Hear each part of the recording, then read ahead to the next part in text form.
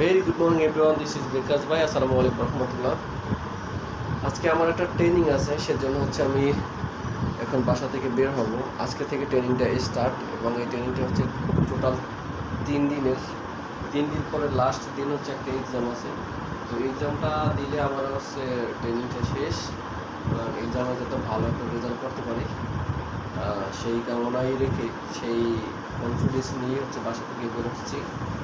বিসমিল্লাহি তাওয়াক্কালতু আলাল্লাহ, লা হাওলা ওয়ালা কুওয়াতা ইল্লা বিল্লাহিল আলিয়্যিল আযীম। মহান আল্লাহ তাআলা ছাড়া পৃথিবীতে আমাদের কেউ নেই, আর নিয়ামতের শুকরিয়া আদায় করে শেষ করা যাবে না।